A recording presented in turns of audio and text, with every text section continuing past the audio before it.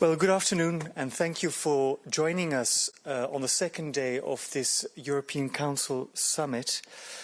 We will shortly be releasing the conclusions on both topics on our website. Let me first give the floor to the President of the European Council, please. Merci beaucoup. Thank you very much. Today we had two subjects on our agenda. Two major issues. The first is the COVID situation. The second, the question of climate change and our ambitions regards that. On the first item, we had an opportunity to express some optimism, cautious optimism.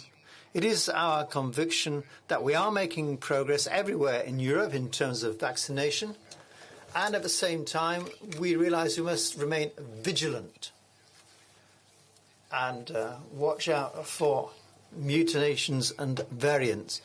Now, the second discussion is linked to the agreement we reached with the European Parliament on the Green Certificate. That was agreed last week. We welcomed that agreement, and now we hope we can accelerate the process of a revising recommendation regards travelling within the European Union.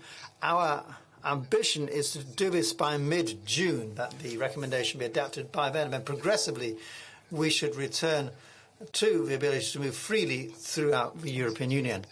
And the third point under COVID is international solidarity. Right from the start of the pandemic, from the first time the European Council met on the subject, we have immediately taken the view that the pandemic can only be beaten if everybody is mobilised together through international cooperation. That was the whole purpose of a number of initiatives seeking to fund research in order to develop vaccines. And also it was the purpose of the COVAX initiative.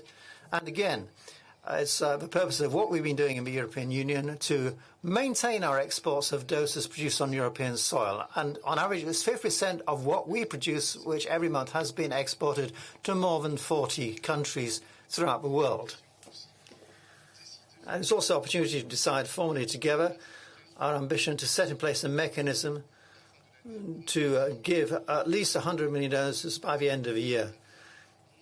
And member states have expressed views which lead us to believe that we'll actually be beyond that capacity to deliver 100 million doses to our partners. And we have been supporting the work done with the Italian presidency in G20 together with the European Commission last week, and more particularly the extremely strong initiative announced by the Commission to mobilise funds in order to promote the possibility of production in pharmaceutical industry, in particular vaccines, on the African continent. But also we need to pay attention to Latin America. A number around the table mentioned it was important also to keep an eye on that area of the world.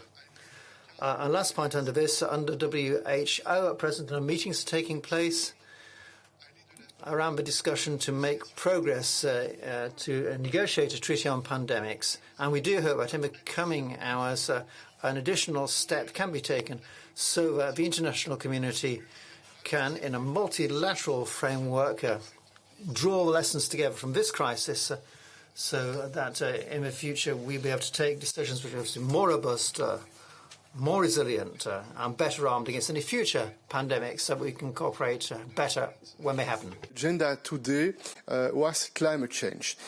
We prepared this European Council. We had a lot of consultations before and we had the opportunity, all the delegations, to express priorities, concerns, legitimate concerns, in order to take into consideration this process and the responsibility of the Commission that will put on the table in the next weeks concrete legislative proposals.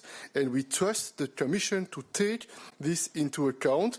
We had important discussions on different topics: ETS, effort sharing, carbon adjustment mechanism, the importance to take into consideration the different starting points in the different countries, and we affirmed our common goals, which are ambitious: climate neutrality by 2050, but also the decisions that we have taken in December last year, the decrease by 55%, at least 55% of our emissions by 2030.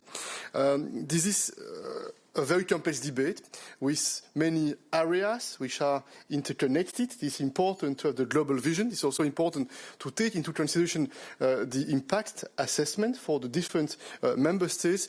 And you can be certain that we will continue to work a lot with the member states, with the Commission, with the European Parliament. This is a process, and in preparation of the next COP26 in Glasgow, we hope it will be possible for the European Union to continue to play a leading role and to be concrete in order to make progress. Nous avons aussi convenu que nous aurons l'occasion. We also agreed that we'd have an opportunity to return to this matter at a forthcoming meeting of the European Council once the Commission has submitted its legislative proposals.